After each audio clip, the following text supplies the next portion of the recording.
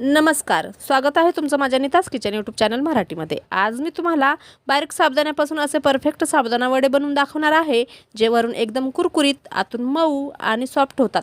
सर्वात महत्त्वाचं म्हणजे हे वडे तळताना अजिबात तेलात फुटत नाहीत आणि तेलही कमी पितात। उपवास असो किंवा चहासोबत खाण्यासाठी काहीतरी खास हवं असेल तर ही रेसिपी नक्की करून पहा। शेवटपर्यंत व्हिडिओ पहा, कारण मी असे काही सोपे टिप्स सांगणार आहे ज्यामुळे तुमचे साबुदाणा वडे पहिल्याच प्रयत्नात बाजारासारखे परफेक्ट बनतील।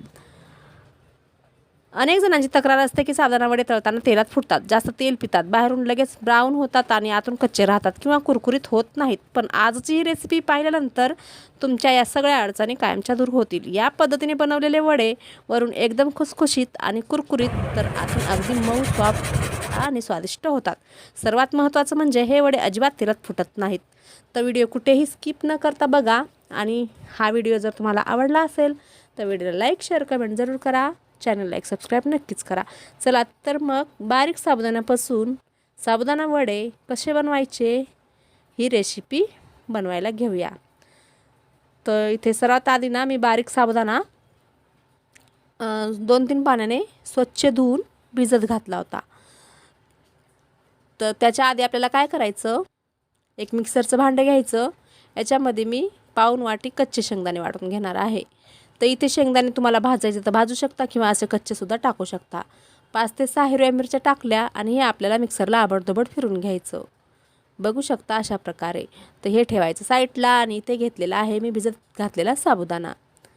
तर हा साबुदाणा मी 1 तासाआधीच भिजत घातला होता आणि हा छोटा साबुदाणा आहे, म्हणजे बारीक साबुदाणा आहे। तर ह्याला भिजायला पण जास्त वेळ लागत नाही। तर आपल्याला कधी कधी आठवण राहत नाही, उपवास असेल आणि आठवण राहत नाही साबुदाणा भिजत घालायची, किंवा कधीतरी अचानक आपल्याला साबुदाणा वडे खाऊशा वाटत असेल तर तुम्ही अशा प्रकारे बारीक साबुदाण्यापासून पटकन होणारे वडे खाऊ शकता। म्हणजे या साबुदाण्याला ना भिजायला टाईम लागत नाही जास्त, हे अर्धा तास किंवा 15 मिनिटात भिजतो। पण मी हा साबुदाणा 1 घंटे आधी भिजत घातला होता। स्वच्छ 2-3 पाण्याने धुवून थोडंसं पाणी याच्यात ठेवून मी भिजत घातला होता। तर बघू शकता छान भिजलेला आहे। आणि आता याच्यामध्ये मी उकडलेले बटाटे घेणार आहे। इथे 3 ते 4 मी बटाटेमधून कट करून उकडून घेतलेले आहे आणि ते थंड करून त्याच्या साली काढून आता हे याच्यात कुस करून घ्यायचे आहेत। तर बटाटे छान गाळा शिजवायचे आहेत, कारण आपल्याला या साबुदाण्यामध्ये ना हे बटाटे छान असे मॅश करून घ्यायचे आहेत।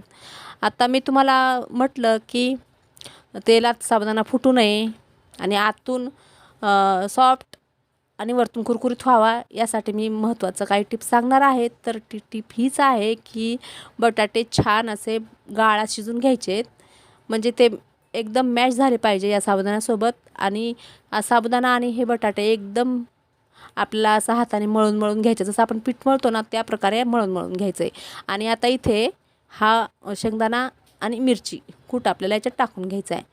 आता हे टाकल्यानंतर चवीनुसार याच्यात मीठ टाकून घ्यायचं। आता हे वडे तुम्ही उपवासाला सुद्धा खाऊ शकता किंवा कधीही खावंसे वाटत असेल तर तुम्ही बनवून खाऊ शकता। तुम्हाला जर उपवासाला नसेल खायचे हे वडे तर तुम्ही याच्यात जिरे, कोथिंबीरसुद्धा टाकू शकता। आणि उपवासासाठी जर बनवायचे असतील तर जिरे, कोथिंबीर टाकायची नाही, फक्त मिरची, शेंगदाणे, मीठ आणि बटाटे, साबुदाणा एवढंच टाकायचं। आता इथे मीठ टाकल्यानंतर परत आपल्याला याला छान असं मसळून मिक्स करायचं।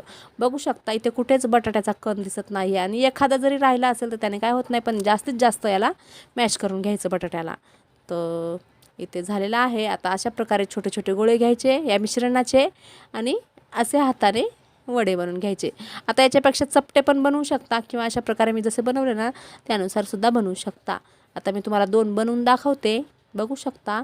आता याचे ना भरपूर सारे आपण, म्हणजे आपल्याला ज्या आकारात बनवायचे ना त्या आकारात बनवू शकता। गोल बनवू शकते, असे चपटे बनवू शकते, किंवा मग अशा हातावर जसं लांब लांब आपण करतो ना रोल तसे सुद्धा बनवू शकतो।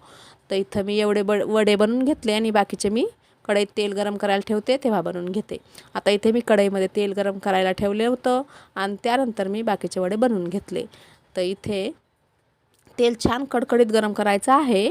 त्यानंतर जेवढे बसतील तेवढे वडे या तेलात टाकायचे आणि याला तेलात टाकल्यानंतर ना आलटीपलटी लगेच करायचं नाही।